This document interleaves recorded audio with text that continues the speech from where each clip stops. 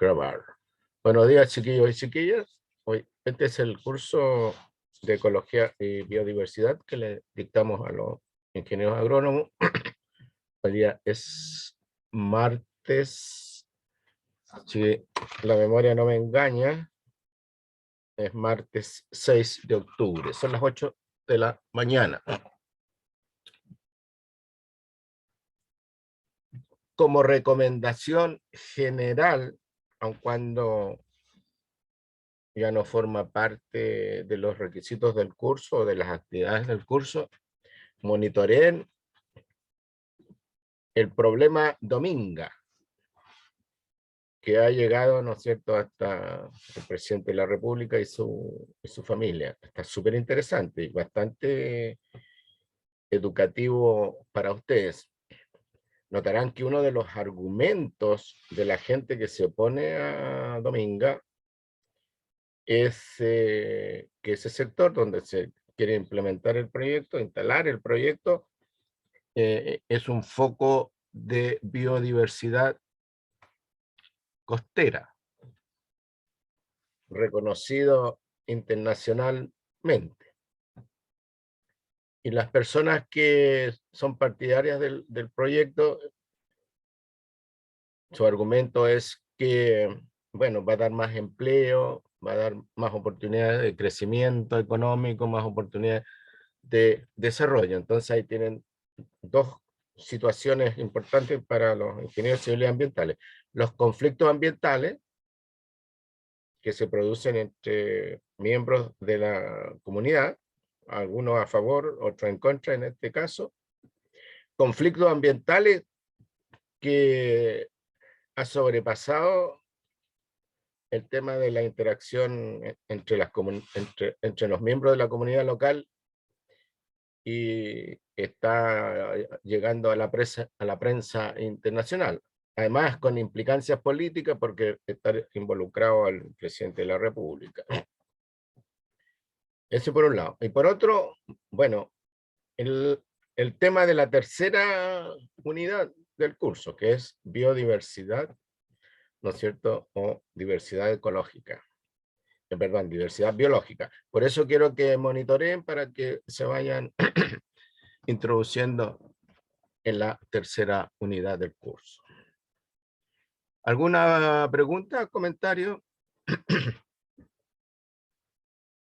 Decía que la clase pasada nosotros estuvimos analizando el tema de las comunidades biológicas. Acabo de dar una definición de comunidad ecológica, comunidad biológica, dale. Pero esta definición se las mencioné en la clase pasada.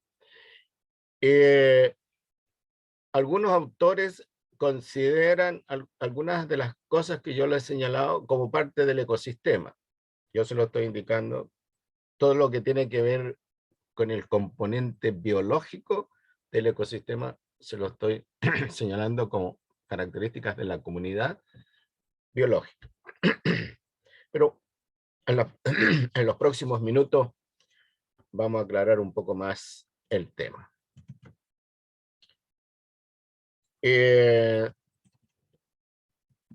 Esto, en la clase pasada dijimos que íbamos a analizar el concepto, algunos ejemplos, la importancia ecológica, las características, los posibles efectos de la ingeniería ambiental. Ahí está la definición, la posición de la comunidad en los niveles ecológicos de la materia. Podemos decir que la comunidad biológica es un nivel ecológico de carácter mediano. Está sobre las poblaciones, pero está bajo el nivel de ecosistema, forma parte del ecosistema. Note usted que si consideramos que los niveles ecológicos son 1, 2, 3, 4, 5, ¿no es cierto? La población justo está en la posición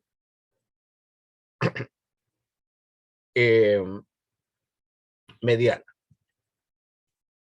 Señalamos algunos ejemplos, comunidades acuáticas, ¿no es cierto? Comunidades terrestres, representadas en el caso de la diapo que estoy mostrando, apuntando. Comunidades de pastos o herbazales, de hierba. las comunidades de bosques, en el caso de sistemas naturales, y en el caso de sistemas artificiales, los bosques forestales. No, o sea, es una redundancia. ¿Ah? Las comunidades forestales. Las comunidades forestales. Hablamos también de la importancia ecológica, que la comunidad biológica aloja mecanismos de autorregulación de procesos ecológicos y productivos naturales.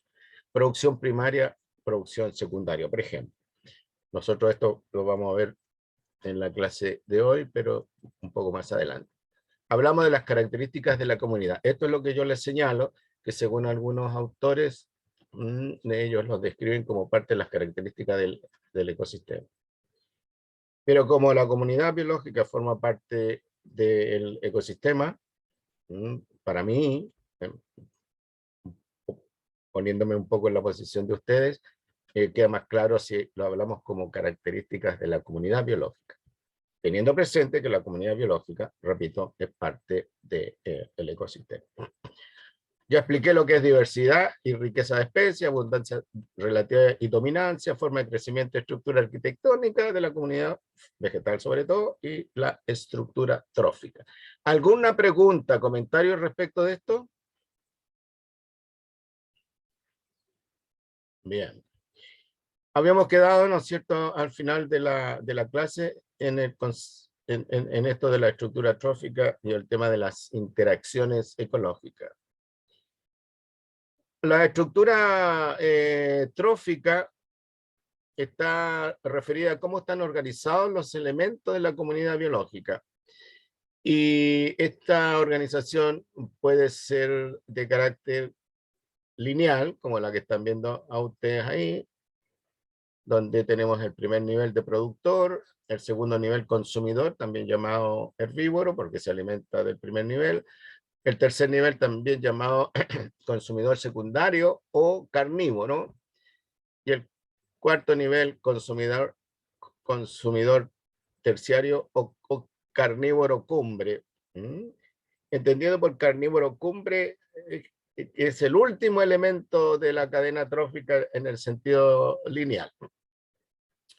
Esta organización, fíjense ustedes, ya se lo he señalado, obedece a la segunda ley de la termodinámica. La segunda ley de la termodinámica señala que cuando hay transformación energética en un sistema, esta transformación no es eficiente, porque hay una fracción de la energía que se transfiere, que se pierde como calor.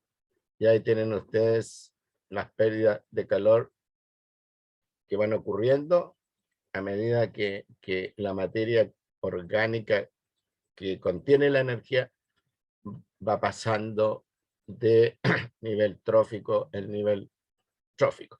Ahora, en estas cadenas, el resumidero, si estamos hablando de una comunidad terrestre, el resumidero es el suelo, donde hay organismos, ¿no es cierto?, que se alimentan de los desechos de los organismos que conforman la cadena trófica. Estos se llaman detritívoros, que se alimentan de detritus o restos de materia orgánica. Pero aquí tienen que tener presente que además de los organismos, animales como los que están representados acá, tenemos bacterias y hongos. Y aquí entonces nosotros tenemos que diferenciar entre lo que es la acción de los animales pequeños que están viendo, que se alimentan de materia orgánica y cuyo producto es materia orgánica más simple a través de la defecación. Y hay entonces hongos que llevan a cabo la descomposición, dice en otras palabras, degradación de materia orgánica simple en materia orgánica más simple. Y después tenemos nosotros las bacterias que transforman la materia orgánica en materia inorgánica. Y ahí se cumple el ciclo de la materia, porque bacterias, entonces, al transformar la materia orgánica simple, urea, por ejemplo, en nitritos y nitratos, dejan disponible el nitrógeno directamente para las plantas. Y ahí se cierra el ciclo, por lo menos respecto del nitrógeno. Un ejemplo ahora de una red entrelazada de cadenas tróficas, la llamada trama trófica. En el caso de los organismos acuáticos, el resumidero sigue siendo el suelo, pero son los sedimentos acuáticos, ya sea marinos, ya sea dulceacuícolas. En el caso de los sedimentos marinos, las corrientes marinas que se mueven por el fondo, en determinados puntos, aquí no se ve claramente porque esto es un pequeño lago, las corrientes marinas que se mueven por el fondo, en algún punto esas corrientes marinas suben. Y al subir, arrastran sedimentos ricos en nutrientes. En el caso chileno, la emergencia de los nutrientes marinos ocurre en el norte de Chile y en el sur del Perú. Por eso que esa zona es tan rica, ¿no es cierto?, en recursos pesqueros. Porque las corrientes que vienen desde el sur, ¿no es cierto?, ¿no?, se vienen moviéndose por la parte baja de la costa, y al llegar a esa latitud, ascienden, ¿no?, y fertilizan las capas superiores del mar, donde se realiza la fotosíntesis. Recuerden ustedes que en el mar los principales productores de materia orgánica son microalgas, elementos, como lo dice la palabra, elementos microscópicos que aquí están en grandes cantidades. Entonces esos son los que hacen la fotosíntesis. En la costa, bueno, hay algas que están asentadas en los roqueríos de la costa o en el sustrato de la costa, pero hasta donde yo estoy mostrando aquí con la flechita. Pero mar abierto, donde el sustrato donde se pueden instalar las algas está muy abajo, no llega la luz y por lo tanto estas zonas están libres de organismos fotosintéticos, pero están ricas en organismos descomponedores, porque en ciertas épocas del año se produce una lluvia de nutrientes desde esta parte superior del océano, y eso va para abajo. Y repito, cuando vienen las corrientes, tiran los nutrientes hacia la superficie. Aquí tienen una trama trófica, también la analizamos la clase pasada.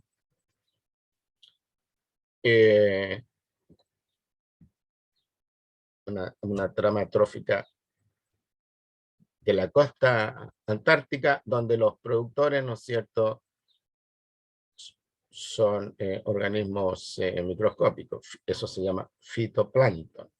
Y estos son capaces de soportar, a través de las interacciones, ¿no es cierto?, de comer y ser comido, interacciones tróficas, son capaces de soportar organismos tan grandes como los distintos tipos de ballenas que hay. Y esto es lo que da soporte a la industria ballenera. Esto que está aquí.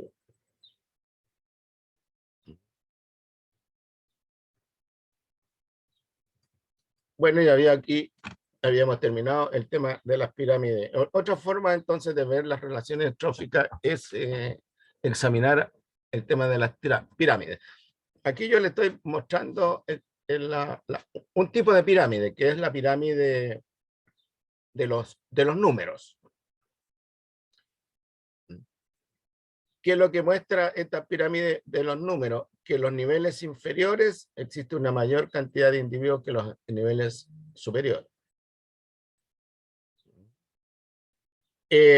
Notarán que en este caso del ejemplo, la pirámide tiene solo 3 niveles, lo que se entiende, ¿no es cierto?, desde el punto de vista de la segunda ley de la termodinámica. Un porcentaje importante de energía se va perdiendo cuando esta pasa del primer nivel al segundo, del segundo al tercer nivel. Pero, ¿no es cierto?, es capaz de soportar un animal del tamaño de una ballena de barba, como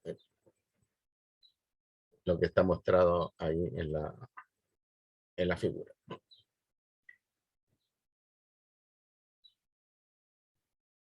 Y aquí tenemos otro ejemplo de lo que puede ocurrir en una comunidad terrestre, donde los productores están representados por pastos, árboles, que a su vez dan sustento a un conjunto diverso de animales herbívoros. Acá tenemos insectos, ¿verdad? Aquí tenemos larvas de insectos, acá tenemos ratones, ardillas, liebres, conejos, acá tenemos moluscos, pueden ser caracoles, babosas, lombrices de tierra y una gran cantidad de animales que viven en el suelo, como esta larva que están acá. Ese es el segundo nivel, llamado también consumidores primarios o herbívoros. Después tenemos el tercer nivel, representado por los consumidores secundarios, es decir, organismos que se alimentan de los herbívoros. La cantidad, ¿no es cierto?, el número de individuos que corresponde a las distintas especies que está mostrando la pirámide, reduce. Por eso que la pirámide, ¿no es cierto?, a medida que nosotros nos vamos moviendo hacia arriba, va disminuyendo. Y finalmente tenemos los consumidores terciarios, consumidores cumbre, que nadie los preda, nadie se alimenta de ellos. Pero claro, cuando estos cuerpos mueren, ¿no es cierto?, vienen los carroñeros y los organismos descomponedores. Entonces, la materia, a medida que pasa de los productores a los consumidores primarios, una fracción de la energía que contiene esa materia se pierde del sistema. Cuando pasa de aquí a acá, una fracción de la energía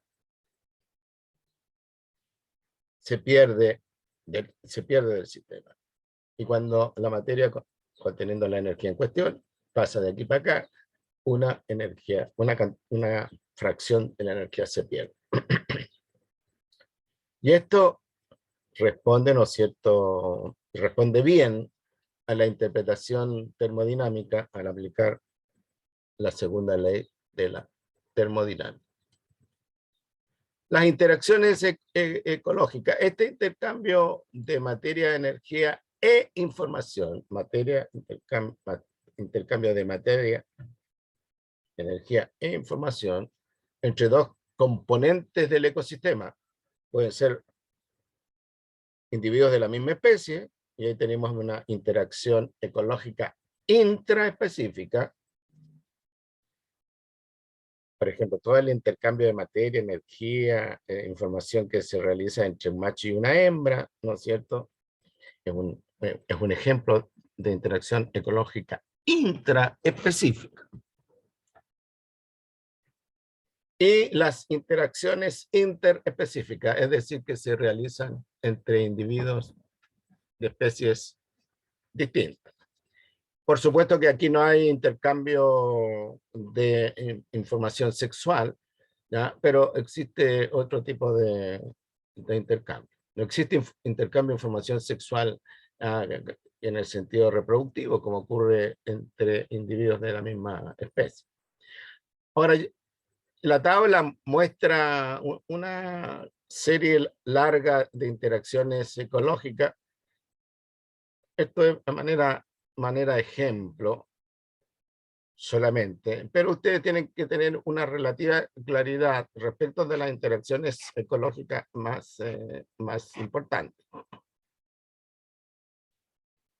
Una de estas interacciones ecológicas es el mutualismo.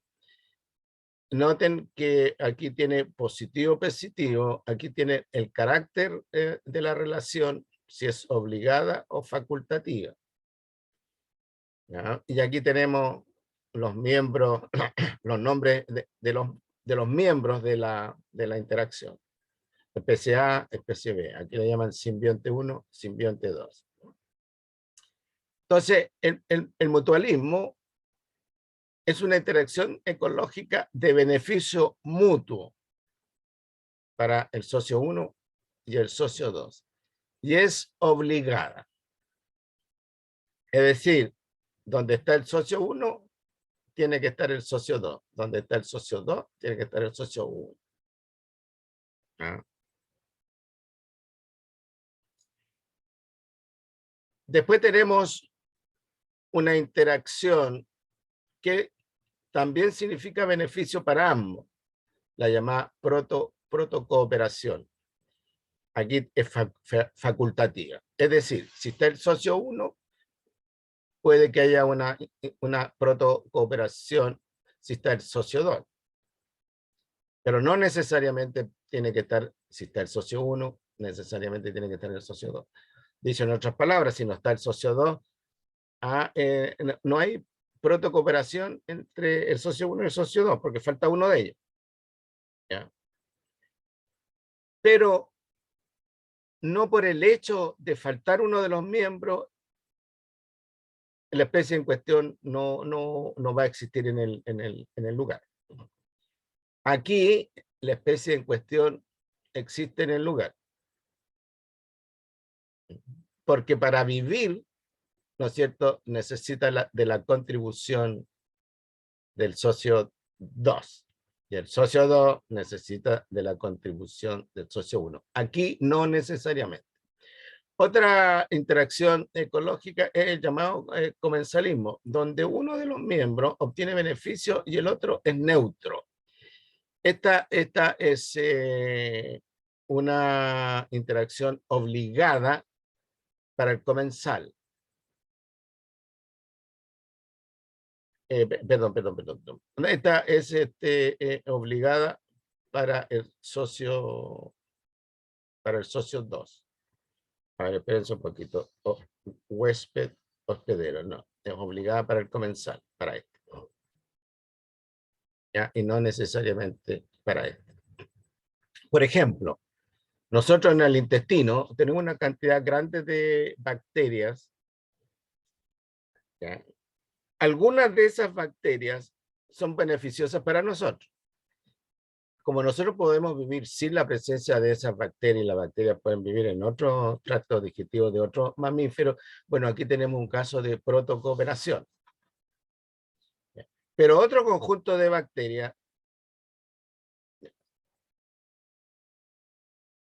son neutras para nosotros. Dicho en otras palabras, nos da lo mismo que esté en la bacteria o como no esté en la bacteria, pero las bacterias obtienen beneficio de esto. ¿Ya? Entonces estamos en presencia de si es obligada para esas bacterias, estamos en presencia de un comensalismo. Si no es obligada para esas bacterias, estamos en presencia de un inquilinismo. Yo me repito, no los voy a confundir con tanto nombre, me interesa que logren identificar qué es lo que se entiende mutualismo, protocooperación, comensalismo, que son los más los que aparecen más frecuentemente en la literatura ecológica, digamos, de introducción. Cuando nosotros ingerimos probióticos, lo que estamos ingiriendo ahí, además de la leche que pueda haber y algún otro componente, estamos ingiriendo una cierta cantidad de bacterias que nos van a facilitar la digestión, y un aporte mayor de nutrientes para el organismo nuestro. Y este es un caso de protocooperación, porque nosotros podemos vivir sin la presencia de esas bacterias, ¿no es cierto? Y las bacterias pueden vivir también sin la presencia. Entonces, si nos ponemos en contacto, ya, ambos nos beneficiamos. Protocooperación. Ahora bien, nosotros en las cavidades corporales tenemos una gran cantidad de bacterias, algunas de las cuales son comensales y otras son inquilinos. Por ejemplo, en la boca, ¿no es cierto? En los oídos, en la cavidad anal, en otro tipo de cavidades, está lleno de este tipo de organismos. Algunos pueden ser comensales, repito, otros pueden ser inquilinos, otros pueden ser parásitos. De tal manera que cuando hay interacción ecológica entre nosotros ahora, por ejemplo, cuando hay una relación sexual, bueno, algunas de las bacterias que están presentes en el individuo pasan al individuo, que están presentes en el individuo A, pasan al individuo B, o que están en el B, pasan al A. Así es como se transfieren, por ejemplo, las enfermedades venéreas, digamos, las enfermedades de transmisión sexual. En el caso del parasitismo, bueno, tenemos un individuo A, el parásito, que obtiene beneficio, y el individuo B, el huésped, que obtiene daño. Para el parásito, esta interacción es obligada. O sea, dicho en otras palabras, el parásito no puede vivir no puede vivir libre, tiene que vivir asociado a su hospedador o huésped, la misma cosa. Por ejemplo, el caso clásico de parasitismo son las tenias, las lombrices solitarias. Nosotros tenemos dos lombrices solitarias que son propias nuestras. La llamada la tenia solium, que es un bicharraco que en estado adulto es grandote, 6 metros, 5 metros. La tenia saginata, que en estado adulto es un poco más largo, impresionante. Esas son las tenias más frecuentes que podemos encontrar en el ser humano. Afortunadamente, la medicina ha ido favoreciendo la reducción de este tipo de parásitos en el ser humano de una manera bastante marcada. O sea, es raro encontrarse con personas que tengan la lombriz solitaria, ya sea la saginata o la solen. Entonces, ahí tenemos nosotros un ejemplo de parasitismo. Para las tenias es obligada, para nosotros no. También son característicos, como ejemplo de animales parásitos, las pulgas, los piojos, las garrapatas, las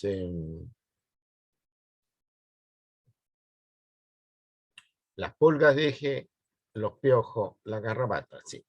Como ectoparásitos. A veces son más frecuentes que las tenias, más frecuentes que las tenias.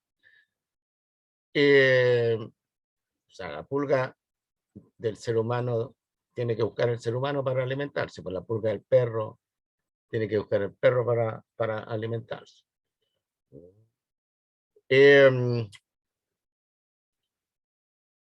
Después tenemos nosotros la depredación.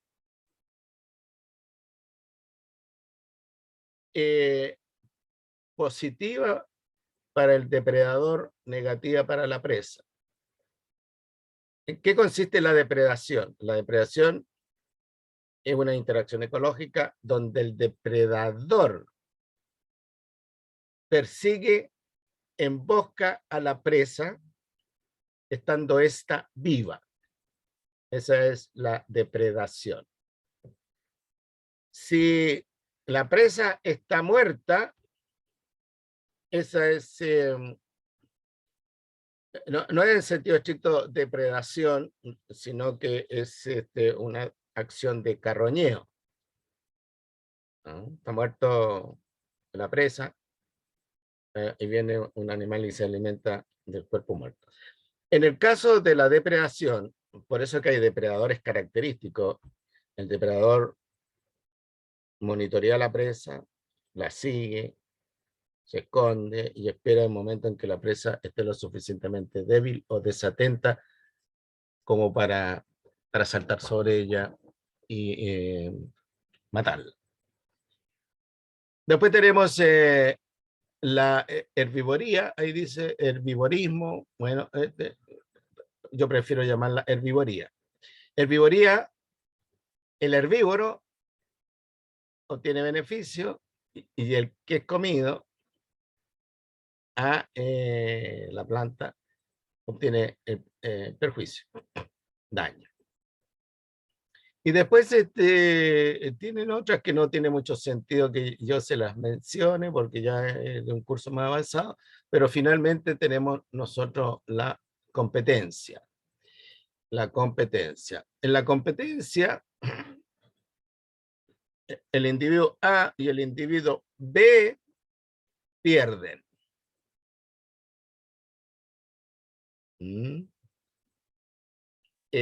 Competidor 1, competidor 2. Ya le he señalado que la competencia también es intraespecífica, cuando los machos compiten por las hembras. Si, por ejemplo, están organizados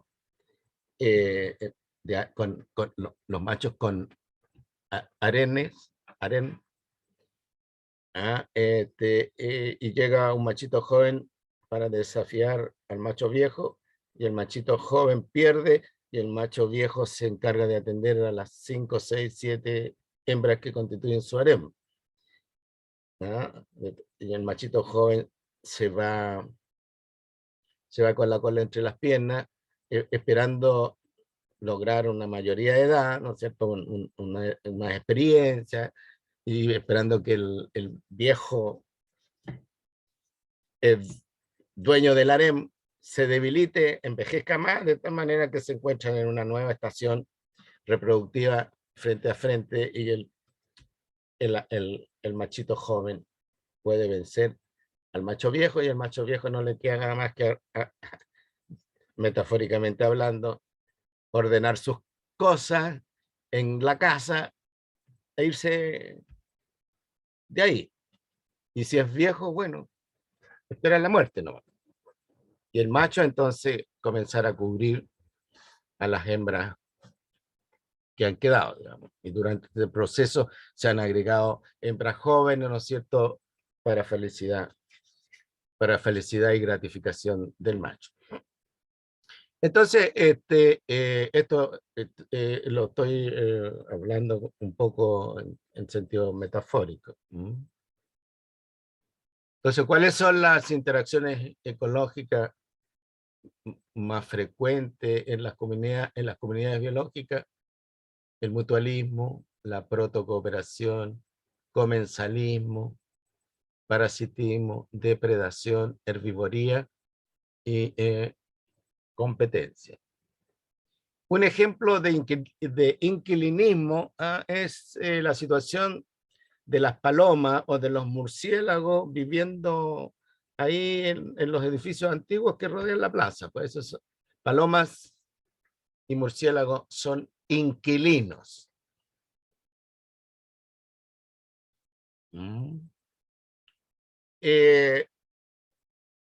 Cuando hay un terremoto y nosotros entramos a cooperar unos con otros, ¿no? Entonces ahí tenemos un caso de cooperación. no se le llama protocooperación en los términos sociológicos, sino que es la cooperación. Recuerden que las interacciones ecológicas fuertes en el ser humano son la competencia, se compite por el trabajo, por ejemplo, la cooperación, se colaboran, ¿no es cierto?, unos sujetos con otros, sobre todo en situaciones de desgracia, y el antagonismo. Algunos sujetos no se pueden ver entre sí, ya sea porque pertenecen al partido político A y los otros pertenecen al partido político B, porque unos son coquipanos y otros son serenenses, porque unos son rubios y los otros son morenitos, qué sé yo. Porque uno estudia en el colegio A y el otro estudia en el colegio B, uno estudia en la universidad A y otro estudia en la universidad B. Yo cuando era joven, y estudié en Copiapó, ya, y los que pertenecíamos al colegio donde estudiábamos nosotros, ya, nos caían mal, mal, y competíamos en fútbol, en básquetbol, con los de la escuela de minas.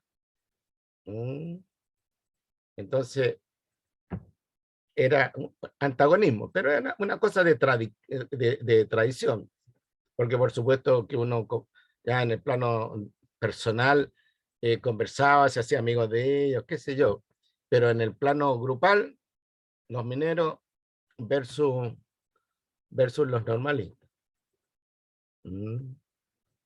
Esa es antagonismo. Yo no sé si dentro de ingeniería, ¿no es cierto?, hay cierto nivel de antagonismo, una carrera ya, no sé, los ingenieros constructores versus los ingenieros ambientales, pero a veces se produce, ¿no es cierto?, entre algunas carreras. Posibles efectos de las obras de ingeniería. Esto es importante, es como la gran conclusión. Hay un efecto de la obra de ingeniería que es un efecto aditivo. Ya, la obra de ingeniería puede afectar el individuo. Ejemplo, Dominga.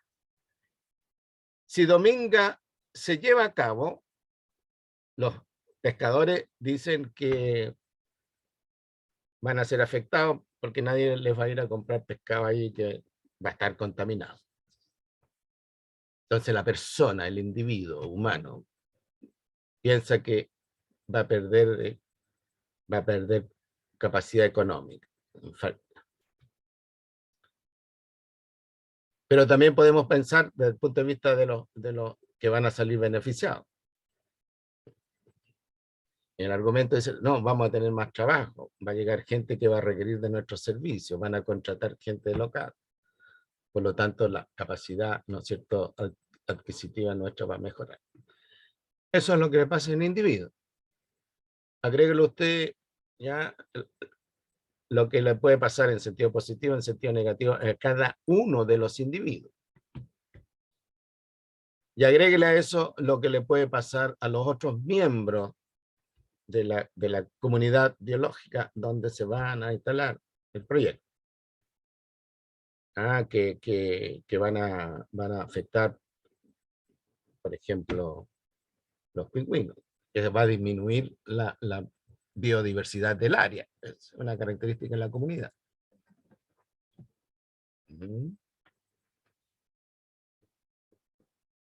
Ahora, yo no he puesto mucha atención, pero leí el otro día una noticia que decían que por ahí van a llegar barcos grandísimos. La bahía no es tan grande. Van a llegar barcos grandísimos que van a estarse moviendo por ese sector. No sé dónde hubo un accidente de un barco, cantidades enormes de petróleo han salido a la bahía donde ocurrió el accidente. Entonces dicen, bueno, si uno de estos barcos tiene un accidente, nuestra bahía es chica, ¿ya?, es rica en biodiversidad y se llena de petróleo, ¿qué va a pasar? Después, alteración de la estructura trófica. Por ejemplo, si el proyecto demanda la destrucción de la vegetación. todos los organismos que dependen de esos productores, de una manera u otra, se van a ver afectados. Alteración de la velocidad a que ocurren algunos procesos. Por ejemplo, si esa vegetación está en una ladera, ¿ya? Y ayuda a controlar la erosión por efecto del viento o por efecto del agua, cortamos nosotros la vegetación, dejamos el suelo expuesto o cubierto por otras dependencias, entre las cuales el agua puede escurrir a gran velocidad, ¿ya? Y aumentar los efectos erosivos. Por ejemplo, el desplazamiento de la población humana de Santiago hacia la media montaña, ¿ya? Ha significado, ¿no es cierto?, la construcción de casas, la pavimentación de las calles, etcétera, ha significado que la vegetación ha disminuido, la que protege, ¿no es cierto?, del impacto de la lluvia, y también ha significado que la pavimentación de las calles ha disminuido, obviamente, la capacidad de infiltración del agua, de tal manera que cuando hay una lluvia grandota en la media montaña, el agua no se acumula, va cuesta abajo, inundando zonas bajas de Santiago que nunca antes habían sido, se habían inundado. Y entonces ahí claramente se altera, aumenta la tasa de erosión, el efecto del agua o la tasa de inundación. Y lo otro, alteración del medio en que se encuentran las comunidades, ya sea por destrucción de la vegetación, por alteración del suelo, por alteración del aire, por alteración del agua. Bueno, eso es lo que quedó pendiente de la clase anterior.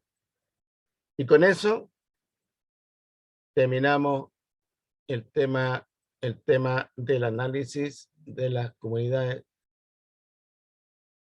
biológicas. ¿Alguna pregunta, comentario?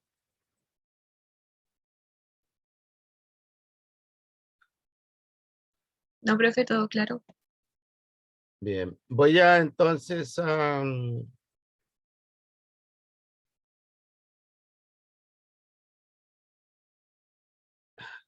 iniciar la segunda parte de la clase. Ta, ta, ta, ta.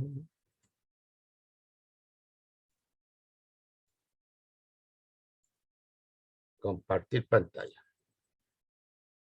Entonces, pasamos a la unidad ecológica, al nivel ecológico inmediatamente superior, que es el ecosistema. Ecosistema. Ahí le puse 1 porque la materia la vamos a tratar en dos unidades. Noten ustedes que la palabra ecosistema es una palabra doble que tiene el prefijo eco, ¿ya? Y el sujeto sistema. Yo entiendo que ustedes conocen bien el concepto físico de sistema. Así es que no les debiera llamar la atención que le hemos, prestado a los físicos de sistema o a los químicos de sistema en la palabra, ¿no es cierto?, sistema, para transformarla en una palabra con sentido ecológico. Y la palabra eco quiere decir algo así como hogar, casa. O sea, dice en otras palabras, el ecosistema es el sistema donde nosotros vivimos.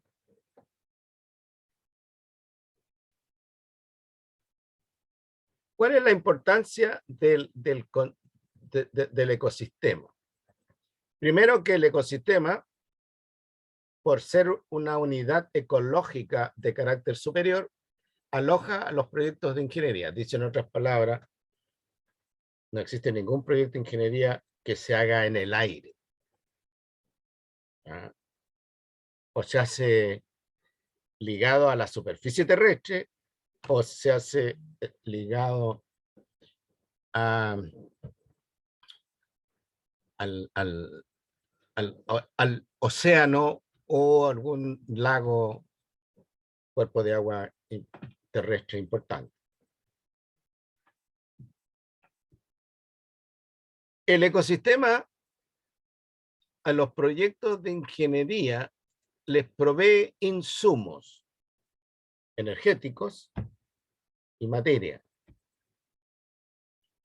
Por ejemplo, le provee petróleo, nombrar algunas cosas, simple. Ahora, si tenemos un proyecto consumidor de recursos, un proyecto grande, muy consumidor de recursos, bueno, todo eso proviene del ecosistema. Piensen ustedes, oxígeno, ¿no es cierto? Piensen en agua, piensen en espacio, etc. Pero también el ecosistema recibe los desechos de ese proyecto.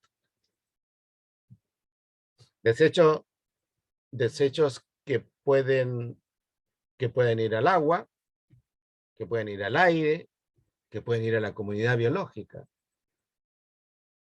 que se acumulan, desechos sólidos, por ejemplo, que se acumulan en quebradas. Los desechos, por ejemplo, producto del transporte de productos neumáticos que se acumulan en grandes cantidades. Ahora, afortunadamente, están dándole un uso a los neumáticos. Los proyectos, ¿no es cierto?, de ingeniería pueden interferir sobre procesos naturales de regulación, afectando diversos componentes del ecosistema. ¿Qué significa esto? Pueden, por ejemplo, alterar los proyectos de ingeniería, pueden alterar la producción ecológica del sistema al destruir la vegetación. O pueden alterar los procesos de transformación de la materia que ocurren en el suelo al alterar la composición original del suelo. O lo que ocurre en el agua. Y un aspecto que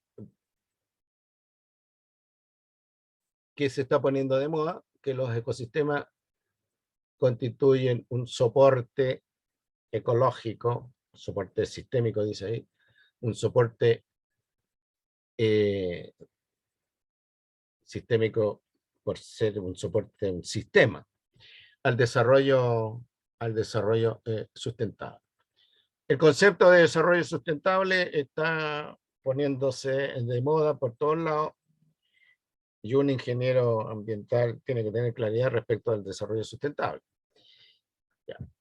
Este no es una clase de desarrollo sustentable, pero en teoría el desarrollo sustentable es un tipo de desarrollo humano, se entiende, que descansa en tres pilares interactuantes entre sí.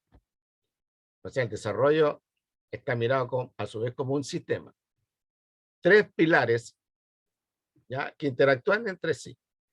Uno de esos pilares es la equidad social.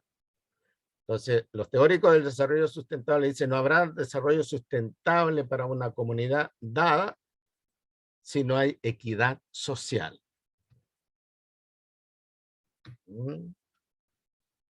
Si nosotros tomamos en cuenta lo que ocurrió en octubre del año 2019, donde mucha gente salió a las calles, podemos decir que Chile no está en una situación de desarrollo sustentable porque hay mucha gente que reclama, ¿no es cierto?, falta de equidad para su bienestar.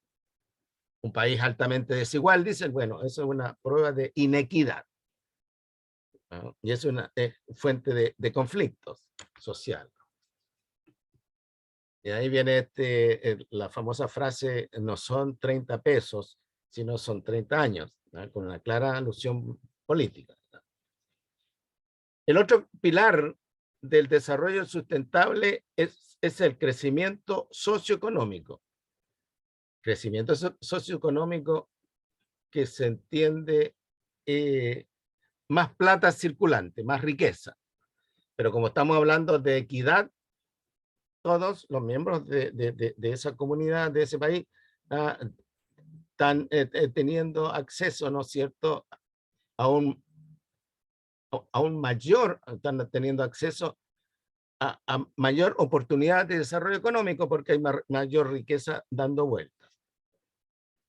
Pongan atención a los candidatos a la presidencia de la República, ¿no es cierto?, que manejan estas cosas. Y el tercer pilar, que es donde están ustedes involucrados, es la protección ambiental. La protección ambiental. Y tenemos entonces protección ambiental, crecimiento desarrollo con equidad y crecimiento socioeconómico, y estos tres interactuando y moviéndose así, es el desarrollo sustentable. Entonces ustedes van a tener un rol bastante importante al desarrollo sustentable, profesionalmente hablando, desde la perspectiva de la protección ambiental, porque se están preparando para ser gestores ambientales. La protección ambiental, ¿no es cierto?, está dentro de la gestión ambiental. ¿Y cuál es el aporte de este curso? ¿Ya? El aporte de la cosa teórico-científica, de cómo están estructurados los sistemas naturales, el rol que juegan los distintos componentes para tener mayor claridad respecto de Dominga, por ejemplo. ¿Ya? Entonces, los ecosistemas son unidades ecológicas complejas que contribuyen a la puesta en marcha del llamado desarrollo sustentable. Antes nosotros teníamos desarrollo así, desarrollo a seco. Pero de un tiempo a esta parte apareció, ¿no es cierto?, el concepto de desarrollo sustentable, ¿no?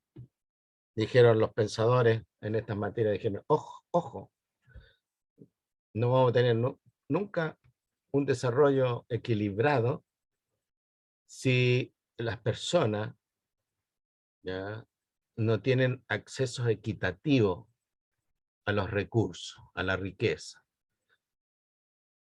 No basta que haya un grupo productor de riqueza y la riqueza generada se la lleve ese grupo, ¿ya?, y ponga sus dineros, qué sé yo, en los paraísos fiscales. No, tenemos que empezar a repartir la torta. Pero ojo, como estamos hablando de sistemas acotados, ojo, ¿no es cierto?, tú no vas a lograr un desarrollo, ¿no es cierto?, donde toda la gente está más o menos conforme sin proteger el medio ambiente.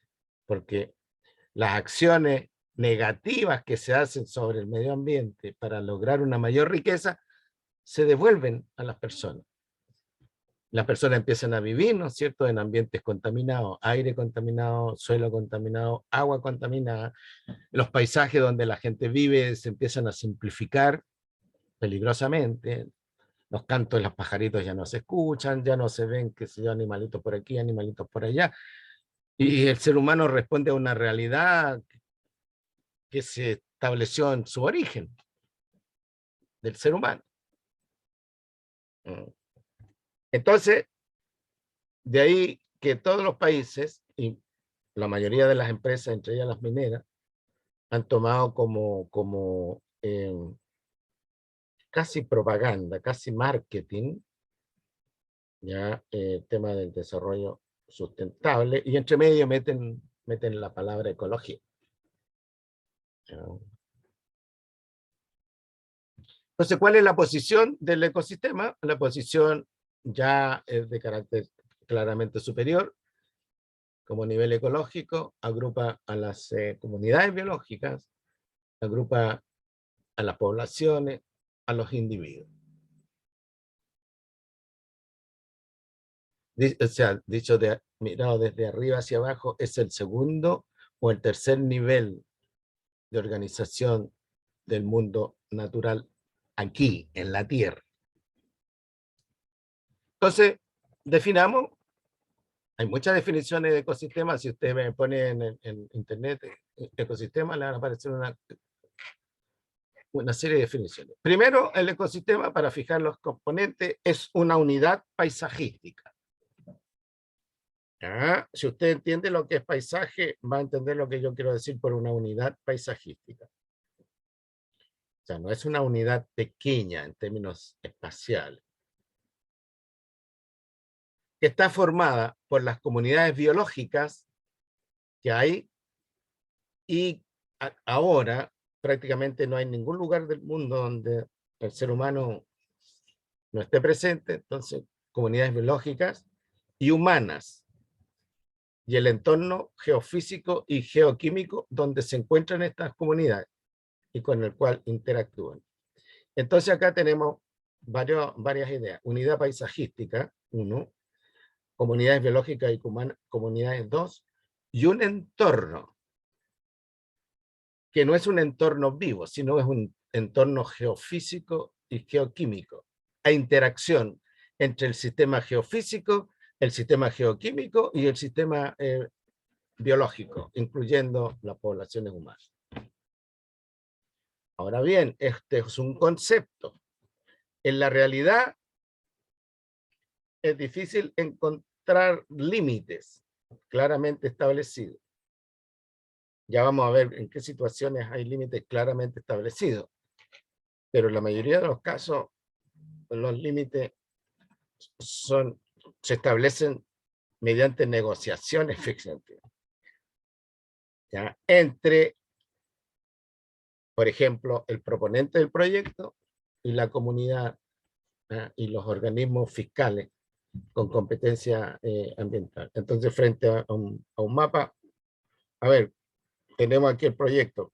¿Cuáles van a ser los efectos del proyecto? ¿Hasta dónde va a alcanzar el proyecto? Por ejemplo, a mí me tocó participar, como se lo he contado en otras oportunidades, con el llamado Proyecto India. Y ahí se hicieron varios subproyectos que involucraron quebradas, por ejemplo. Quebradas relativamente grandes. Entonces, teníamos que ver nosotros en un mapa, con cierto nivel de detalle, hasta dónde iban a llegar los impactos del proyecto. Y en algunos casos llegábamos a la conclusión que los impactos del proyecto, no estoy hablando de impactos demasiado dramáticos, sino que hasta dónde, bueno, cuando se transporta mineral, ¿no es cierto?, desde la alta montaña hacia el muelle de Guayacano. En estos momentos no recuerdo dónde era el embarque de los minerales, ¿ya? Bueno, se compromete la alta montaña, donde se lleva a cabo el proyecto, y pasando por La Serena y Coquimbo, o sea, todo el Valle del Elqui hasta La Serena, Coquimbo. Entonces ahí venía el proceso de negociación. Veamos, ¿no es cierto?, la intensidad ahora, la intensidad del impacto. Identificamos el impacto, veamos la intensidad del impacto. Porque de otra manera los proyectos no se hacen viables. Veamos la intensidad del impacto. Entonces, encontramos nosotros que la intensidad del impacto, ¿ya?, podíamos estimarla nosotros, densidad fuerte, ¿ya?, en un determinado territorio, ligado a la alta montaña. Entonces ahí nosotros establecíamos los límites físicos y para esto va a ser los límites funcionales del ecosistema. ¿Y qué es lo que hay ahí dentro? Bueno, hay dos ríos de alta montaña, hay planicies, ¿ah?, en la alta montaña, hay humedales, vegas, en la alta montaña. Bueno, esos van a ser los lugares, ¿no?, que nosotros vamos a tener que estudiar, monitorear y poner atención. Ya, si pasa un camión, ¿no es cierto? Que no pase, a una alta velocidad, que los animales en los guanacos, por ejemplo, se asusten y las aves migratorias que están anidando se vayan y dejen abandonados los polluelos, que no, que no vayan a atropellar a alguien, a alguno de los animalitos que hay ahí, etc. ¿Mm? Lo mismo pasaba son una parte de mi grupo, pero pasaba con las emisiones que van a la atmósfera, el tema del agua, ¿no? De dónde van a sacar agua y que no pueden sacar agua de aquí porque aquí, este es agua importante para los guanacos, es agua importante para las aves migratorias y todo, una serie de conflictos internos también. Una dinámica bien interesante.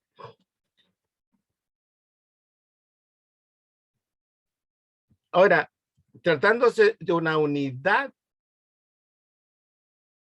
espacial equivalente a un paisaje, ¿ya?, nosotros podemos identificar en esta unidad dimensiones que interactúan entre sí, se potencian o se anulan entre sí.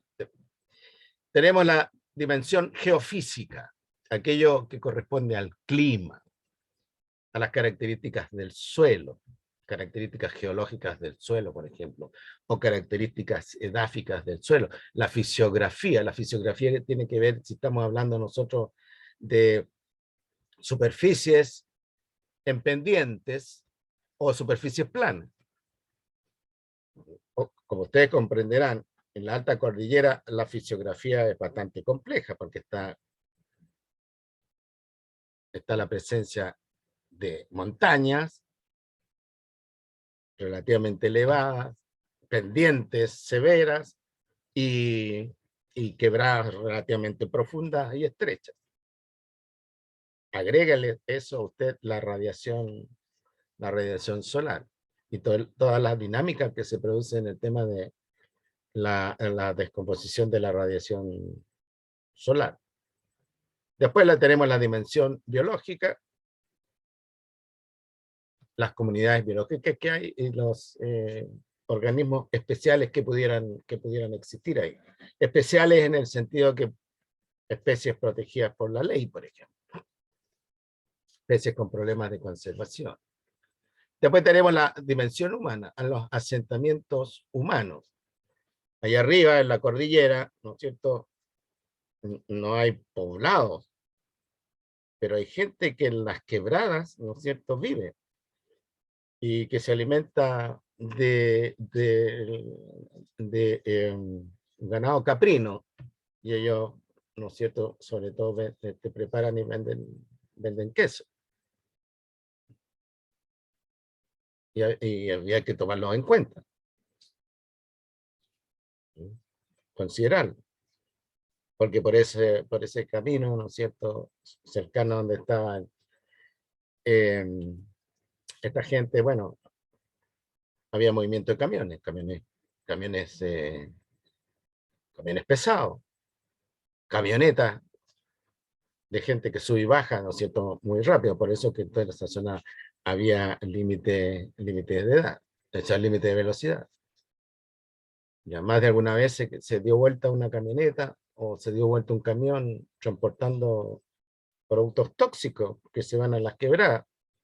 Y cuando llueve todo eso baja, ¿no?, y llega a estos pequeños asentamientos humanos. Eventualmente pueden llegar a poblados, ¿no es cierto?, acá como arriba, Pisco Elqui, Paihuano y algunos otros poblados más pequeños. De tal manera que había si había algún accidente de esta naturaleza, se cayó un camión de transporte hacia una quebrada, inmediatamente se tenían que tomar las medidas de protección. Y tratar de ocultar esa cosa era criticable, pero la compañía trataba de que esto no se transformara en un notición, porque rápidamente eso llega a Serena y de Serena se va para todo Chile. Después tenemos la dimensión paisajística, los paisajes. Ahora bien, la mayoría de los ecosistemas no tienen una estructura homogénea. Son complejos en su estructura. Están conformados por unidades paisajísticas menores. Esas unidades paisajísticas menores se llaman ecotopos. Ecotopos. Por ejemplo, pensemos en el Valle de Elqui. Ahí en el Valle de Elqui encontramos quebradas, que es una suerte de ecotopo. Encontramos pequeños valles, que es otro tipo de ecotopo. Encontramos pendientes, donde hay un cierto tipo de vegetación que no está presente en los valles con agua, ni está en las quebradas, y sectores ahora cultivados, donde hay parronales, donde hay cultivos de alfalfa, etc. Esos son paisajes. Entonces, el ecosistema es una unidad estructuralmente compleja en términos paisajísticos, y esas unidades más pequeñas las llamamos nosotros ecotopos. Hay algunos ecotopos que son más sensibles que otros. Por ejemplo, si tenemos nosotros un sector cultivado, y ese está dentro del área de influencia del proyecto, bueno, ese sector cultivado genera una gestión ambiental especial. Necesitamos, por ejemplo, piensen ustedes, produciendo uva para la exportación, y aguas arriba hay una planta minera que está tirando sustancias tóxicas al aire, al agua. Los países que compran esos productos terminan rechazándolo. Y la dimensión ecológica. Las dimensiones ecológicas, entendiendo por ello las relaciones tróficas, lo que les acabo de mostrar, y los ciclos biogeoquímicos, que tengo entendido que ustedes lo estudian en el curso de sistemas ambientales, pero nosotros vamos a verlo también desde el punto de vista ecológico. Después, tipos de ecosistemas. Voy a dar una tipología relativamente simple.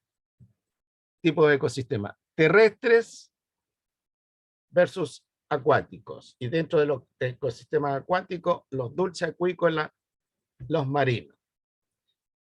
Ecosistemas mixtos, ¿ya? Que son una mezcla de ecosistemas terrestres y ecosistemas acuáticos. Por ejemplo, los humedales. Dentro de un gran humedal, una parte del ecosistema, ¿no?, algunos ecotopos, son acuáticos, otros son pantanos. Los ecosistemas antrópicos, que son los ecosistemas construidos por el ser humano. Por ejemplo, podemos pensar que La Serena, la conurbanación, mejor dicho, la conurbanación, La Serena Coquimbo es un ejemplo de ecosistema antrópico. En agronomía hay un término que se conoce como agroecosistemas. Agroecosistemas. O sea, son unidades industriales, agronómicas y veterinarias, es decir, se cultiva productos vegetales, se crían animales, pero están manejados, administrados como una gran unidad equivalente a un ecosistema. Entonces aquí un paisaje, usted puede ver, por ejemplo, ya un paisaje dominado por maíz, ve un paisaje dominado por avena, ve un paisaje dominado por trigo. Esto es un agroecosistema. Entonces, repito, tenemos ecosistemas terrestres, ejemplo, un bosque, ecosistemas acuáticos acuícola, por ejemplo, los lagos del sur de Chile, o el borde costero de la región de Coquimbo, ecosistema marino. Después los ecosistemas mixtos, que mezclan la parte terrestre con la parte acuática, ya les señalé los humedales. Los antrópicos, los mantenidos y diseñados por el ser humano. Y hay otras clasificaciones para los propósitos de este curso, no tiene mucho sentido verla. Más adelante nosotros vamos a ver los ecosistemas que se encuentran acá en Chile, y ahí va a aparecer otro nombre. Ahí tienen, por ejemplo, un ecosistema, ¿no es cierto?, de la alta montaña. O sea, todo lo que están viendo ahí, a pesar que la diapo no le hace justicia a la calidad del paisaje. Pero todo lo que estamos viendo ahí, esta es una pequeña quebrada, ¿no es cierto?, que se mete hacia adentro. Y todo lo que estamos viendo corresponde a un ecosistema de la media montaña andina. Entonces uno puede ver ciertas características de la atmósfera, por ejemplo, una atmósfera con niveles de humedad relativamente baja, por eso que se ve tan azul, y por eso que es una zona que aman los astrofísicos. La fisiografía del sistema se ve complicada, ¿ya? Piensen que si esto fuera una planicie, versus lo que están viendo, construir un camino, por ejemplo, acá, para el tránsito de camiones, o camioneta, bueno, es tremendamente caro. Y moverse por aquí es tremendamente peligroso. Piensen ustedes que la energía gravitacional que hay es bastante elevada. Una piedra, ¿no es cierto?, que está ahí, un movimiento sísmico, ¿no es cierto?, hace que la piedra baje a gran velocidad por esta pendiente. Esto que ustedes están viendo es la fisiografía del sistema, una fisiografía compleja, con superficies en pendientes, con profundidades, ¿no es cierto?, representadas por quebradas. Distinto sería que esto fuera una cosa plana. Y aquí tenemos nosotros un ecosistema dulce acuícola, pero que es artificial. Este es el tranque Puclaro, actualmente conocida también como tranque Puclaro Renan Fuentealba, el señor que murió hace poco.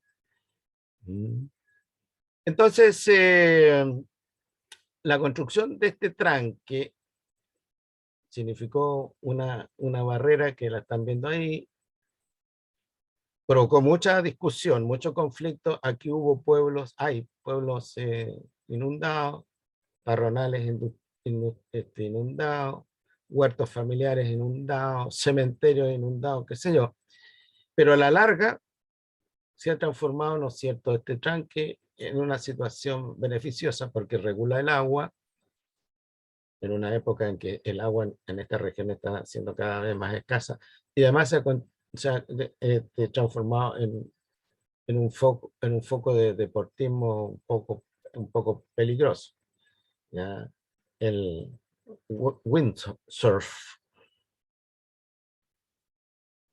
Este es entonces un ejemplo de un ecosistema acuático antrópico. Ahora, en otras partes, estos ecosistemas se le saca, como se le está sacando provecho también ahora, para la producción de energía eléctrica, para control del agua y desde el punto de vista turístico.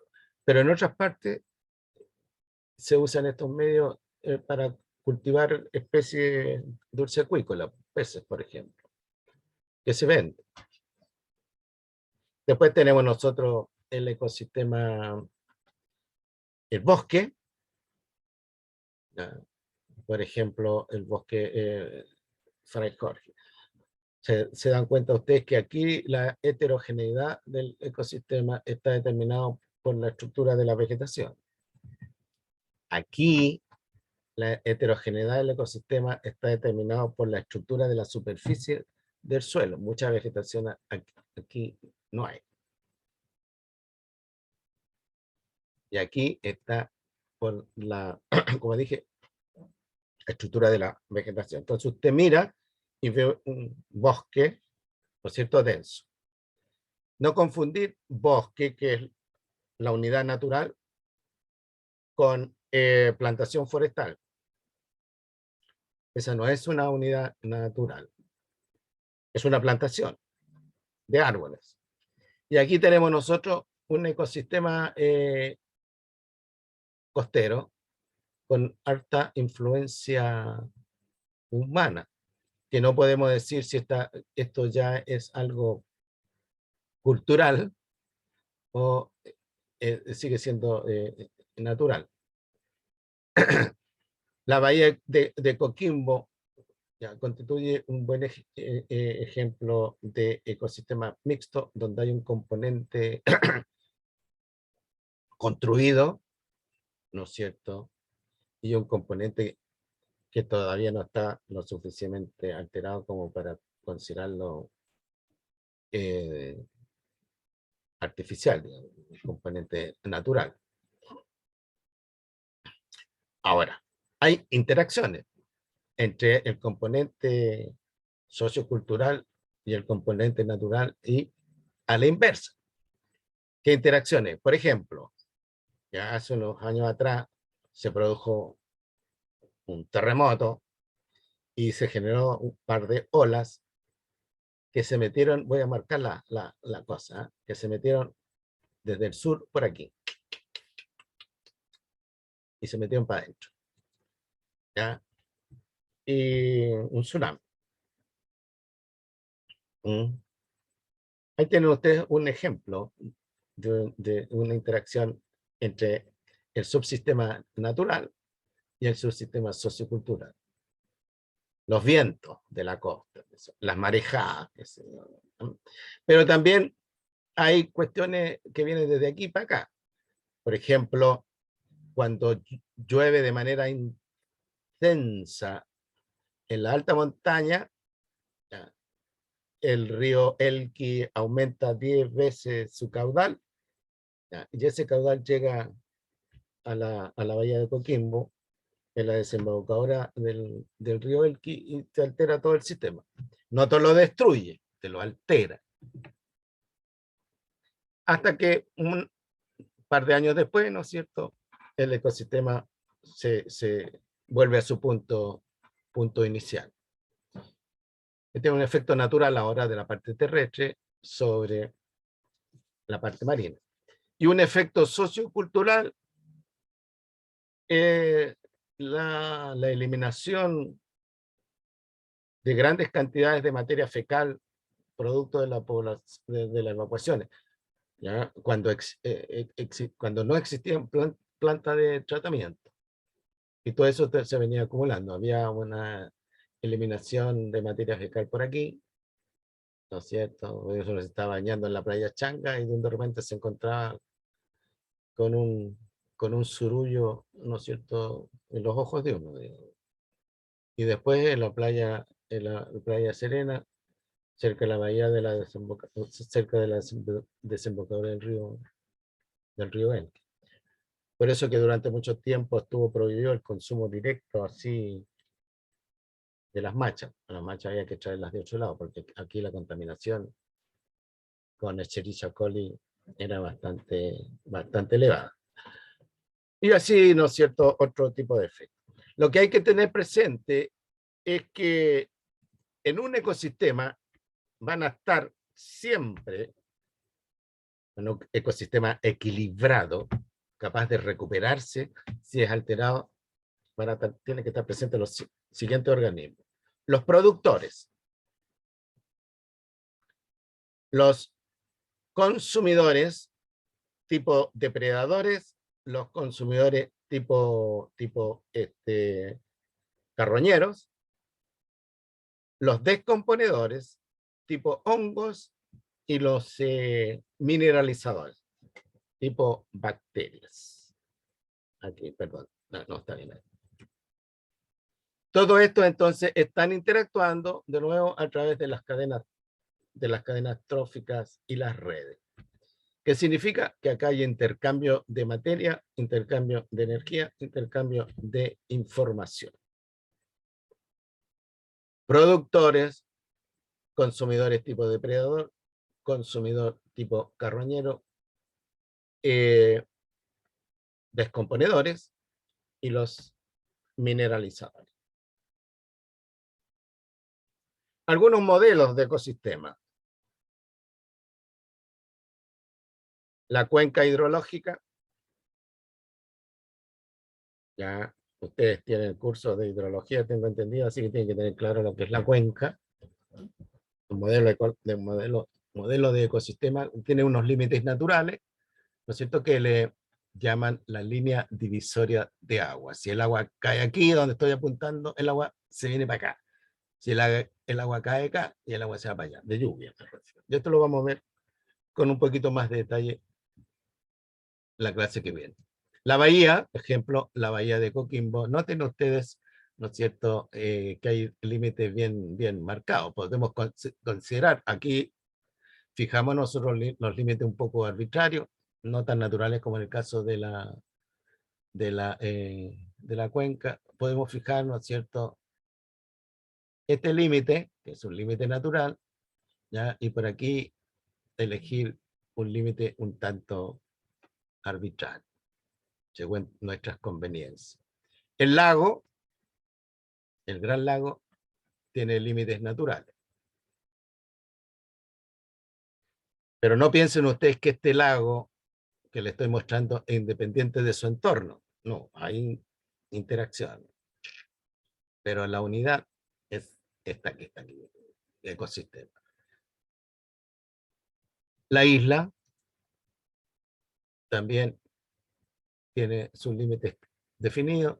Esta es la isla de Pascua.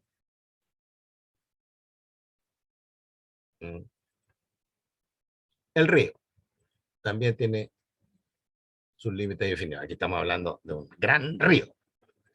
Ya, sí, el río La Plata, el río Amazonas, grandes ríos. Río Elqui, por ejemplo, ¿ya?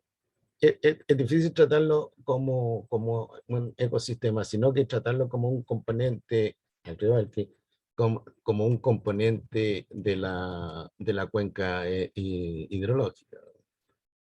¿Ya? Río Elqui, Valle Coquín.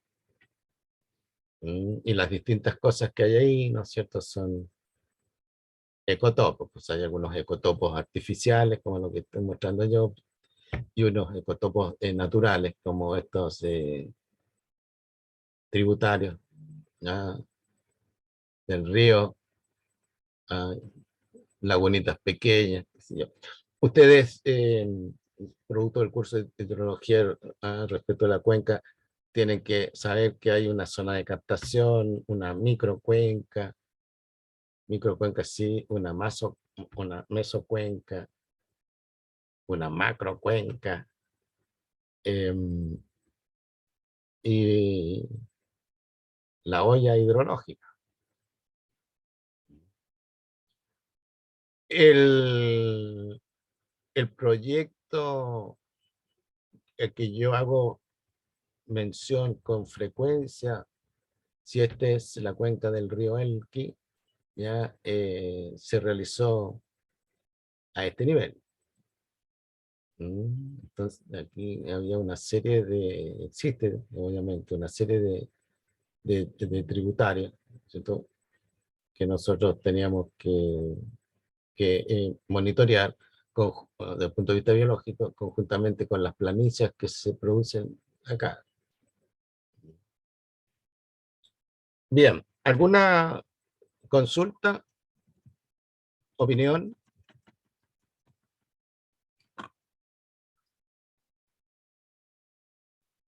No, profe. Ya. No se olviden que semana a semana tienen que trabajar la guía de autoestudio. La única manera que vayan consolidando esta información y se transforme en aprendizaje es que trabajen semana a semana esa guía. Y también, ¿no es cierto?, le da la oportunidad a usted de hacernos algunas consultas o de intercambiar opiniones al respecto con el resto de sus compañeros. No deje el análisis de la guía para la última hora, a los 3 o 4 días previos a la prueba. Bueno, chiquillos y chiquillas, yo tengo clase con otro curso a las 9:45, así es que vamos a terminar ahora. Yo voy a ir a tomarme un café porque por alguna razón tengo la boca seca y así llego en mejores condiciones a la prueba. Que tengan un buen día. Voy a aprovechar de desconectarme, saliendo del uso compartido,